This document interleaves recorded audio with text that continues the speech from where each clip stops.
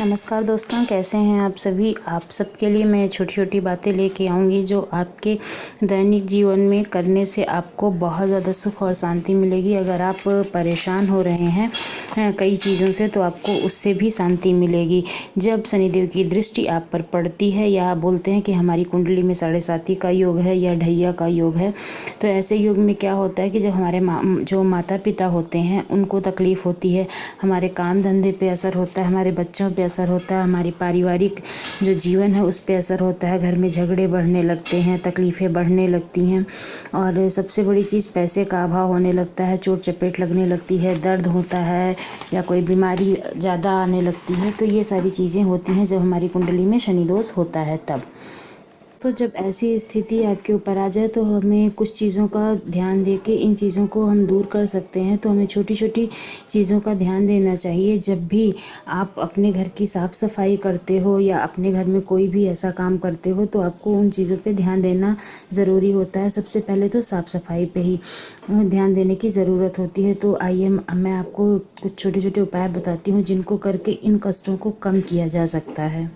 सबसे पहली बात तो जब भी आपके ऊपर अगर 7.5 है या ढैया है तो आप सरसों को तेल एक कटोरी में ले लें और उसमें अपने मुख को देखें। फिर इसके बाद में उसको दान कर दें किसी हनुमान मंदिर पे या फिर आपके घर के पास कहीं पीपल का पेड़ हो तो उस पे चढ़ाएं।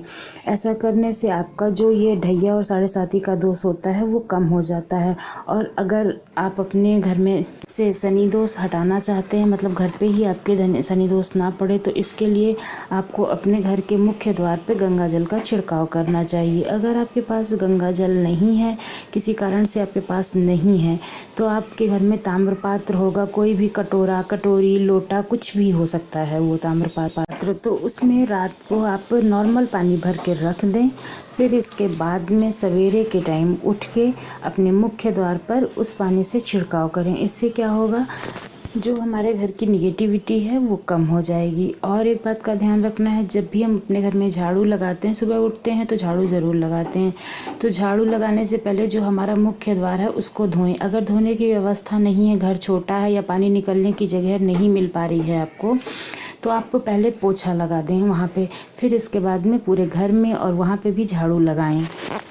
और दोस्तों एक छोटा सा उपाय और करना है आपको कि जब भी हम अपने घर में पोछा लगाते हैं तो उसमें फिटकिरी या नमक का पानी यूज़ करें। फिटकिरी का पानी हम कैसे यूज़ कर सकते हैं, किसी भी एक लोटे में या मग्गे में पानी लें और उसमें जो फिटकिरी होती है वो एक बार घुमा दें। फिर इसके बाद में वो पानी, जिस पानी से हम पोछा लगा रहे हैं, उसमें डाल दें, तो वो हो जाएगा हमारा फिटकिरी का पानी। और अगर आपके पास फिटकिरी नहीं है तो एक चुटकी आप नमक ले लीजिए और पानी में मिला दीजिए। ऐसा करने से अगर आपके ऊपर कोई टोना टोटका या कोई भी चीज़ करता है तो उसका आपके ऊपर असर नहीं होगा। तो दोस्तों ये सारी छोटी छोटी बातें थीं जिसको आप करके अपने जीवन को खुशहाल बना सकते हैं और शनि के 7.5 और ढैया के प्रकोप से बच सकते हैं। आपका परिवार खुश रहेगा और आपको तकलीफ़ का निवारण मिलेगा। तो दोस्तों आपको ये जानकारी कैसी लगी कमेंट्स बॉक्स में कमेंट्स कर ज़रूर बताइएगा और चैनल को सब्सक्राइब करना ना भूलिएगा इसी तरह की वीडियो के लिए। धन्यवाद।